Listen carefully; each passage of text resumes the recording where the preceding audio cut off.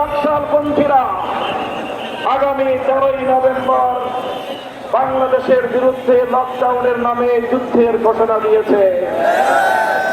আমি ঘোষণা করতে চাই 13ই নভেম্বর কোন বাকশালপন্থীকে বাংলার রাজপথে আমরা নামতে দেব না। যদি কেউ নামবার অপচেষ্টা চালায় আমরা তাদেরকে রাজপথে মোকাবেলা করবো ইনশাআল্লাহ। সংগ্রামী সাথী ও বন্ধুগণ,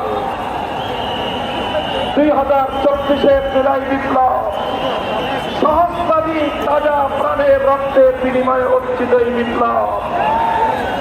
এই বিপ্লবের ভিত্তিতে আগামী বাংলাদেশ পরিচালিত হওয়ার জন্যই ঐক্যমতের ভিত্তিতে জুলাই সনদ প্রণীত হয়েছে। এই জুলাই সনদ কোন কাগজের সনদ হিসেবে আমরা দেখতে চাই না।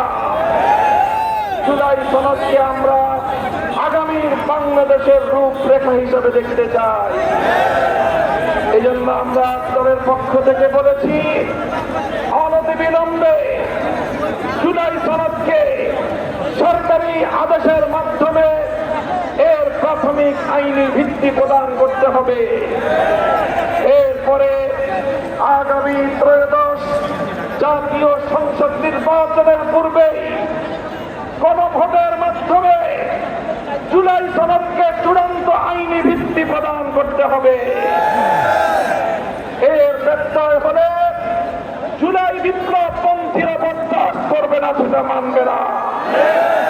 আমরা সুস্পষ্ট ঘোষণা দিতে চাই, আমাদের জুলাই যোদ্ধাদের, জুলাইয়ের বিপ্লবে শাহাদাত বরণকারী বীর শহীদদের রক্ত মারিয়ে জুলাই বিপ্লবের, জুলাই সনদ বাস্তবায়নের গণভোট ছাড়া বাংলার মাটিতে আমরা আর কোনো কিছুই হতে দেব না। আমি জানি না জাতীয় নির্বাচনের আগে জুলাই সনদ বাস্তবায়নের লক্ষ্যে গণভোট হলে কার কি সমস্যা, সেটা আমাদের বুঝে আসে না। আমাদের সমস্যা হলো জুলাই সনদের গণভোট ছাড়া যদি জাতীয় সংসদ নির্বাচন অনুষ্ঠিত হতে থাকে, জাতীয় সংসদ নির্বাচন যদি তফসিল ঘোষণা হয়ে বাস্তবায়িত হয়, অনুষ্ঠিত